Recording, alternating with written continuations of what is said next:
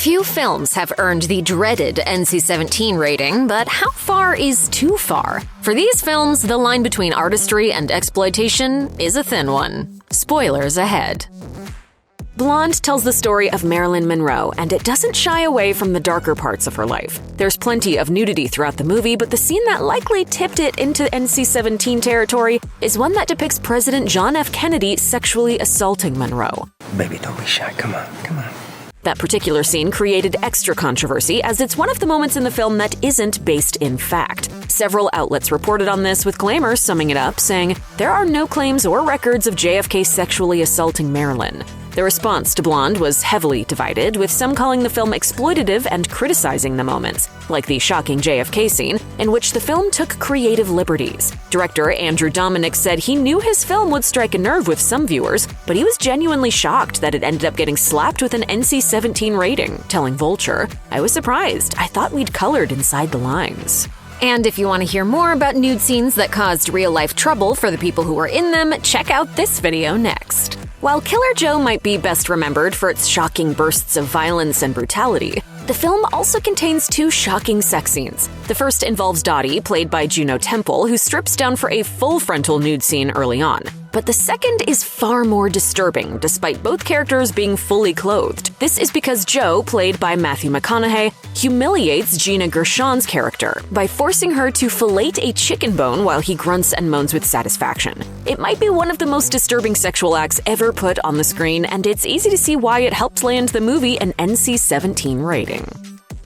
The topic of sex addiction is inherently rife with explicit material, so it's no surprise to find the 2011 drama Shame on this list. The film focuses on Michael Fassbender's character, Brandon, a man constantly seeking casual sex. One of the film's early NC-17-worthy moments is a montage of Brandon's hookups, clip after clip of him walking out of his bedroom following a fresh sexual encounter, passing the camera fully nude with nothing to block his genitals from sight. But that's not all of it. There's also sex in a back alley, a threesome with sex workers, and a same-sex encounter with another man at a gay bar. Still, the most disturbing element of the film might be Brandon's borderline incestuous relationship with his sister. She feels very deeply that she and her brother should be closer, and I think that's what she wants from him. Shame implies that the reason the siblings have such a complicated sexual history is because they were molested together as children.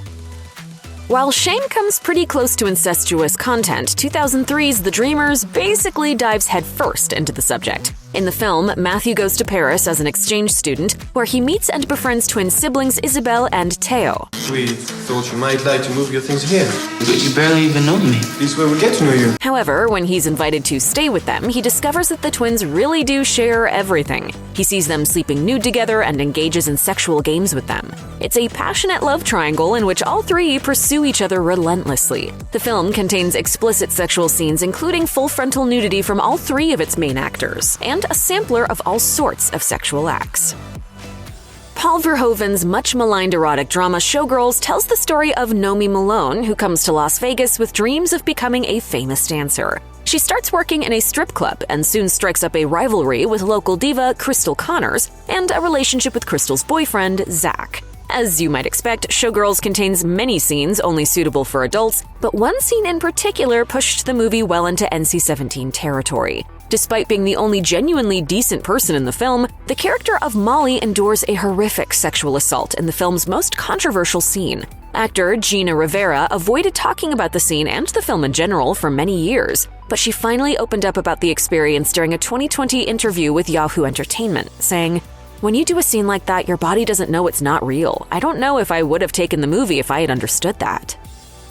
Every director reacts to an NC-17 rating differently. Some don't care in the slightest, and others lobby for the Motion Picture Association to reconsider its decision. Ira Sachs didn't hold back when his 2023 film Passages got slapped with an NC-17, telling the Los Angeles Times, "We hunger for movies that are in any proximity to our own experience, and to find a movie like this, which is then shut out, is to me depressing and reactionary, particularly in a culture which is already battling in such extreme ways the possibility of LGBT imagery to exist."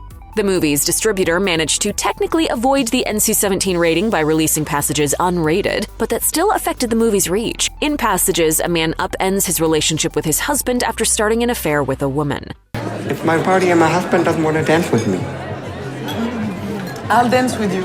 The film carefully analyzes the relationships between its protagonists, but because that means seeing them at their most intimate, things get pretty explicit. There are a handful of sex scenes throughout the movie, but a long continuous take scene showing two characters having sex in a movie editing booth is what most likely tipped passages toward an NC-17 rating. Written and directed by Pedro Almodovar, 2004's Bad Education is a heartbreaking story about navigating the intricacies of sexual identity.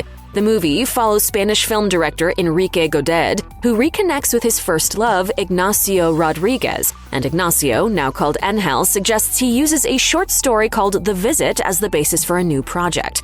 Working through the story, Enrique relives parts of his childhood when he fell in love with Ignacio at a Catholic boarding school, and the two of them were eventually torn apart and abused by the school's principal, Father Manolo. If you were to watch Bad Education without knowing its rating, you'd probably be surprised to learn that the movie is NC-17. That's because compared to most of the movies on this list, Bad Education isn't that graphic. The moment that gave the film its rating is a 2-second clip depicting oral sex. You don't actually see genitalia on screen, but a head bobbing up and down was enough for the Motion Picture Association. According to publicist Jessica Uzon, the filmmakers pushed back against the decision. The MPA stood firm, but producers refused to remove the scene. As Uzon told the New York Times, it's a film for adults. It's not very surprising that a movie called Zack and Miri Make a Porno initially got rated NC-17. The film stars Seth Rogen and Elizabeth Banks as best friends and roommates who are short on cash and desperate for any way to pay their bills. They decide that with the help of a few friends and strangers, they'll break into the pornography business to turn their lives around. The porn I liked when I was a kid, it was always like a spoof of a popular movie, like Edward Penis Hands. Naturally, Zack and Miri has a handful of sex scenes, though most of them are a good deal tamer than those in other movies that made this list. According to director Kevin Smith, the MPA took issue with 2 scenes in particular. In an interview with Vulture, Smith explained, the initial NC-17 rating for Zack and Miri Make a Porno was predicated on the thrusting in one scene and the shot. Smith was referring to a moment in which one of Zack's friends gets covered in feces while filming an adult scene, insisting, I made sure everything kind of worked within the boundaries, and the MPA were like, this movie will never get an R as long as that scene is in the movie. You got to cut out the shot altogether. Smith argued that the comic nature of the sex scenes meant his film should be rated R. He took his case to an appeal and, to his surprise, he won.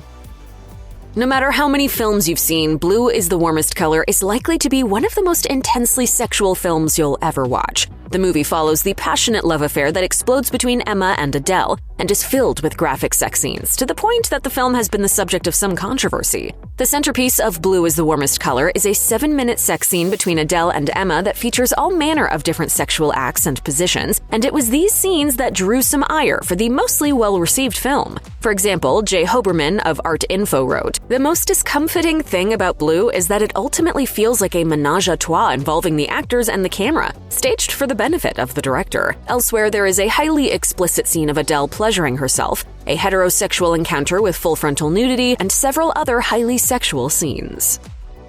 1990's Henry and June sparked controversy when it became the first NC-17 movie after the X rating was sidelined. Written and directed by Philip Kaufman, the movie is part biopic and part historical fiction. It tells the story of American writer Henry Miller and his wife June moving to Paris in the 1930s. There, they meet Anaïs Nin, and the three of them strike up a steamy affair. Sex scenes are front and center throughout the movie, and that was enough for it to inaugurate the new rating. The real-life Miller was well known for including all sorts of tales of debauchery in his novels and short stories. His 1934 novel Tropic of Cancer was based on the experiences he had in Paris, and the book actually changed obscenity laws in the United States. After the novel was banned in Florida, the Supreme Court ended up ruling in the book's favor and opened the door to a new wave of steamy literature in the mainstream.